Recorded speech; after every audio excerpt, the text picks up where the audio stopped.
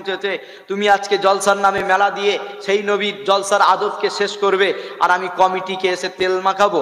না, ওদিন চলে গেছে, আর নয়, ওদিন চলে গেছে, আর বুঝিয়ে ওয়াজ হচ্ছে না। কেন? মুসলমান এমন একটা জায়গায় পৌঁছে গেছে, সেই সোজা আঙুলে ঘি না উঠলে কি করতে হয় বুঝতে পারছেন তো?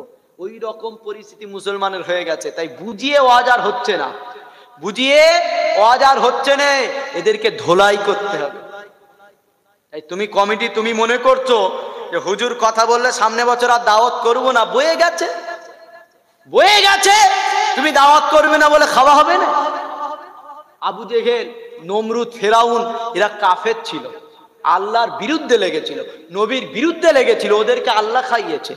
রুজির মালিক আল্লাহ তো নাকি? কাফেরকে কে খাওয়ায়? তো আওয়াজ দেন, কে খাওয়ায়? আল্লাহ। যারা নবীর সানে নবীকে চল মেরেছে, নবীর দ্বীনকে মিটাবার জন্য পরিকল্পনা করেছে,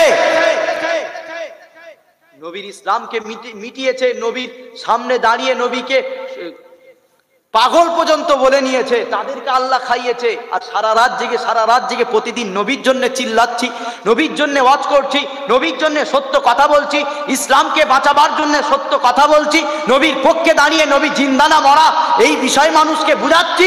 একটা কাফের নবীর বিরুদ্ধে কথা বলছে, তাকে আল্লাহ খাওয়াচ্ছে, আর তুমি মনে করছো তোমার মুখের দিকে তাকিয়ে বসেছি? না, সত্য কথা বলবো, তুমি জলসার দাওয়াত দেবে না, আল্লাহ আরো 10টা জায়গায় দাওয়াত দিয়ে দেবে। জোরে বলো। তুমি একটা দরওয়াজা বন্ধ করবে সত্য কথা বলার জন্য, আল্লাহ 10টা দরওয়াজা খুলে দেবে। জোরে বলো। হ্যাঁ, তাই আর নয়, আর নয়, কে আমার উপরে রাগ করলো, কে অসন্তুষ্ট হলো, কে কষ্ট পেল, আর দেখিনি, আর দেখিনি। এখন আল্লাহকে খুশি করার জন্য কথা বলছি। ভালো লাগলে শুনবে, না হয় উঠে যাবে, কোনো যায় আসে না। ভালো লাগলে শুনবে, না হয় উঠে যাবে। সত্য কথা তোমার জন্য আমি বলাকে ব্রেক করতে পারি না।